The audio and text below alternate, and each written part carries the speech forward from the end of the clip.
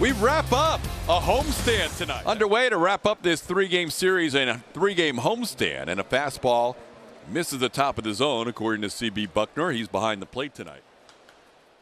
I think we had another ejection like this earlier. First inning ejection, I can show you the entire defensive game leading up to the ejection.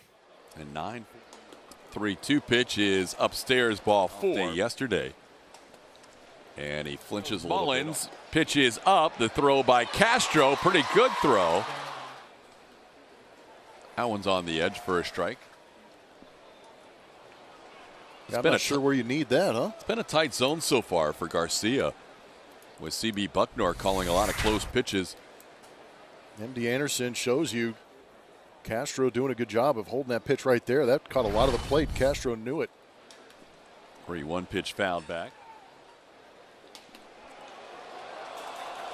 A lot of tough takes in that at bat, and Garcia walks Mancini. There were a couple on the edge and a couple that could have been called strikes that did not go his way. Yeah, he's not missing by much. Ooh.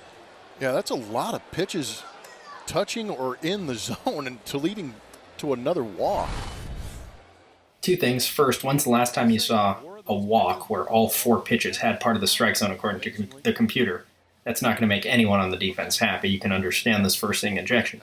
Second, I'm going to get into this. There's a reason that CB missed several of those pitches. Remember, I'm not here to make excuses or justify incorrect calls. I'm here to explain why things happen, whether they're correct or incorrect, why they happen. With CB going, you got to help my boy out, man. There you go. The veteran pitching coach saying, my guy is out here competing.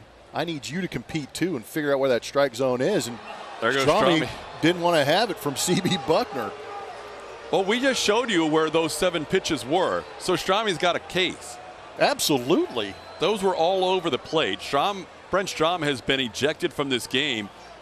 He wanted to talk to Luis Garcia, but there was a secondary discussion he wanted to have. He wanted to come out and tell Luis, you look great. I'm going to wait right here until CB comes out. I'm just impressed with how quickly it happened for Brent Strom. He's usually a very articulate, humble man, but when he's out there defending his pitchers, he's going to let somebody have it, and I feel like he really got after the umpire. As stated earlier, analyze, not justifying, not making excuses, just explaining why things might have happened. The catcher starts on the outside corner and ends up higher and on the inside. Makes it look like the pitch was worse than it actually was. Again, not justifying it, just saying why things might have happened. Here, the catcher jumps up, that blocks out the umpire from seeing the reception of the ball, makes the ball look higher than it actually was. Next pitch, this is pretty much thrown to the catcher's glove, makes it easier for the umpire to see, over the outside corner, strike. Next pitch, the catcher starts on the low outside part of the plate and ends up low and inside, and then brings the ball back. We're going to show a replay on that. And you're going to see that the catcher's glove moves. Not only does it move, it goes down, it goes in, and then it comes back up and toward the plate. It makes the ball look worse. The next one is a foul ball. The next one is a foul ball. And then finally, ball 4.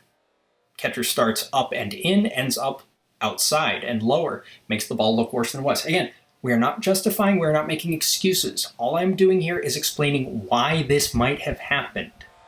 This is why umpires get post-game evaluation. Hopefully you see this and you change it up. The catcher should not dictate what a strike or a ball is. The strike zone itself should. Sometimes the catcher fools you because you're trying to see the totality of the play and you just get fooled by an optical illusion. Tone being set early by CB Bucknor, and he had seen enough. Oh, it didn't work. This is ridiculous. This is getting a little out of control now. No, now you feel like it's personal. Not so much the professional level, but especially the lower levels, when coaches and players and umpires don't know each other because they rarely see each other. So how can it possibly be personal? But you think you get into the mindset that it is personal. Like, how can it be? You don't know each other. You never met before that day. I digress. The point is, we talked about this before. When the left line of the zone is called a ball, you'd think the right line of the zone should be called a strike. If they're both called balls, it feels like you're getting squeezed. So, of course, the defense is going to be upset.